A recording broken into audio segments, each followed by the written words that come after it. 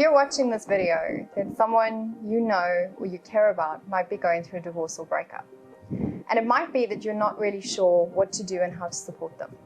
So this video is a video to walk you through all the things that you should do and the things that you should not do to help them in their healing. It will also be accommodated by a full report. So just fill in your details below and we'll be sure to send you as much information as possible. So it's really important what you say to people when they go through divorce. Let me walk you through some of the kind of things that people go through.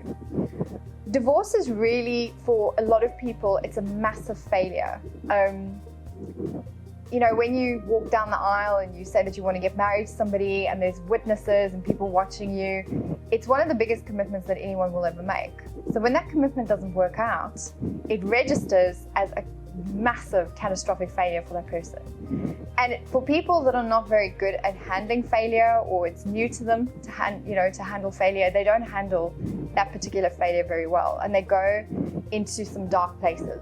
Dark depression, they start questioning everything about the universe. They might start making some drastic changes. They feel moody, they feel strange. They might need to rehash their story hundreds of times.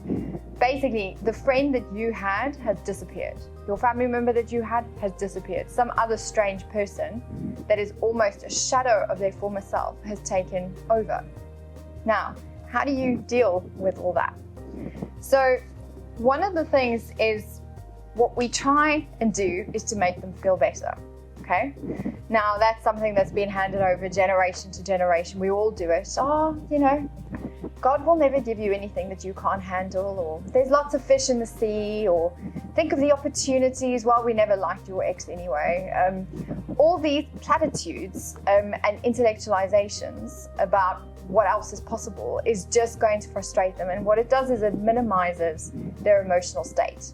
And they will isolate themselves more and withdraw more, or play more, like outwardly. They'll be more, what's the word? It's like extroverted, crazy, but inside they're really upset and not happy with life. So they're going to put on a fake veneer, or they're going to withdraw completely when they feel that their emotions or their emotional state is actually being minimized. The next thing to keep in mind is that there's actually a cycle in grieving. And the cycle in grieving, it starts with denial. So firstly, the person is like, this isn't really happening, it's just a phase. Next thing is they might start getting really angry and start feeling quite betrayed and persecuted. And that's when the stories get quite aggravated and irritated. Then they might want to get the person back. Panic negotiation to try and get that person back. And when you offer too much intellectualization at that point, and then they end up getting back with the person, I mean, you're just going to feel like a lemon, and you're going to be the friend that they had all those horrible conversations with. So be careful to get too sucked in and pumped up with their drama and whatever it is they're going through, because it's just part of the cycle. After panic negotiation, there's humiliation. That's when they usually withdraw quite a lot. That could spiral into despair. And for some people, there's loss, grief, and depression. Again, these are phases. It's important for them to experience these emotions and go through them. And at the end, when they start coming out of it, there's a part called space and nothingness. And that's just before acceptance and responsibility and forgiveness. And at the final stage is gratitude. Now, for most people, they never get to these final stages. They usually stop at around the kind of nothing/acceptance level, and then they think that's it. And then they get resigned and they stay there. And that's the sad part. I see so many people that come to us who are just in this kind of half-baked, half-dead situation. They're sort of dating, sort of, okay. You mention their ex and they go mental. There's still a lot of anger, a lot of hurt there. The bottom line is, if you don't process whatever it is that you've been dealing with in your trauma, you're not going to move forward. You're not going to move on. And it is important for you to actually process that. So if they wanted to find out like how they're feeling and how they're actually doing, there's a test they can take on our website, totally free of charge or whatever. And there's a whole report for each like stage that they're in, so they can find out if they're completely messed up or if they're actually on the latter stages of the cycle, and then it actually shows them what they can do to move to the next stage. So some of the things, the kind of do's and don'ts. So first thing, don't give pep talks.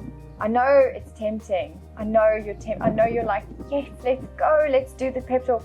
No, it's not your job to pump them up to ensure that they're happy again. They need to just express their emotions. So if you imagine if they're expressing stuff, you kind of keep yourself a little bit separate and make like an invisible bucket in front of you, like an invisible one. So everything they're saying is just going into this bucket. It's got nothing to do with you.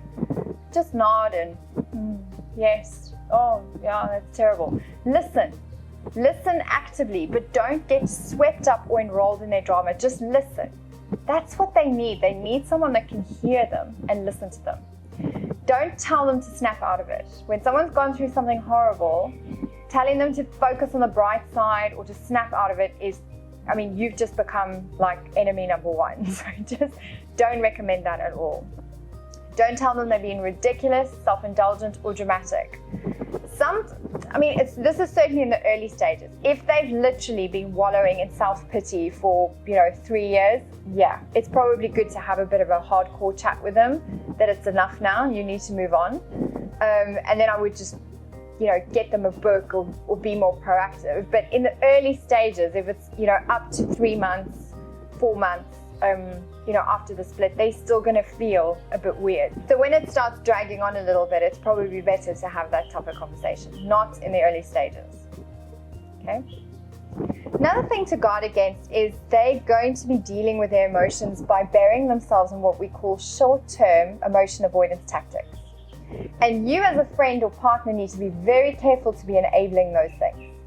They're what we all think we should do as a friend or a partner. All right, let's go shopping. Let's forget this trauma that you're going through. Let's go shopping. Let's go buy stuff. Let's go for a drink. Let's introduce you to somebody else. Let's go and do something that avoids you actually thinking about what you've been dealing with. This is not going to help them. In fact, what it does is it squashes the emotions further down and causes more havoc in the long term. So excessive eating, alcohol, drugs, excessive socializing, excessive exercise. If you recommend they now go and train for the marathon if they've never done that before, it is actually just a way for them to avoid their emotions on a longer term basis. Isolation, random sexual encounters. The problem is that all these things are short term. They do not last, and if they do not deal with the true emotional issue, then they will end up forming scar tissue in the neural networks in their brain. They will mess themselves up long term. They will be brittle, they will always be guarded, and what we want is for them to just process, just get all this stuff out. Things to do is to have some compassion, allow them their feelings, validate their need to process everything that they're going through, reassure them that you love them, that you care about them, that they're amazing, and they're going to be just fine no matter what happens. Show them the emotional cycle, so some things you can do to support is to buy them a book, direct them somewhere where you think they can get some help, particularly if you're worried about them and their psychological well-being. Make them a little hamper, like a little pack or something like that, a little special gift that you want to give them. Give them lots of hugs, listen a lot. Discuss things with them positively. Just say, that's going to be okay. It's going to be all right. You're doing good. And just let them speak. Reassure them, but without the big pep talks about what they should and shouldn't be doing. Encourage them. Okay, so you could end up, giving them the gift of literally just listening to them. I remember one of my best friends, I invited her over, said to her, we're just going to have a pamper session. And I ran her a hot bath, candles, the whole thing, nice music, got a massage person in, massaged her, who massaged her feet. And we just had a really nice conversation about everything that had happened. It's just really soothing, nice, compassionate. It doesn't need to be hard and heavy hitting or all rah, short-term emotion avoidance tactic. Okay? So the main thing, whenever somebody's going through a trauma like a divorce, is you want to make it better for them so that ultimately you can have your friend back. So just watch that. Okay, you got to kind of look for yourself. Well, why are you so eager to get this person back? It's because of you. So get yourself out the way so that you can really be there for your friend or your family member. And if they're in a low space, recommend that they get some help. Give them a book. Direct them to our test on our website so they can see where they are. Tell them that there is an end to this. There is a journey that they're on. And also tell them they're not crazy. And that divorce is not a massive scarlet letter that they will bear on their chest forevermore. There is life after divorce. So for that and more tips like that, check out our channel, check out our blog on our website. Till next time, take care.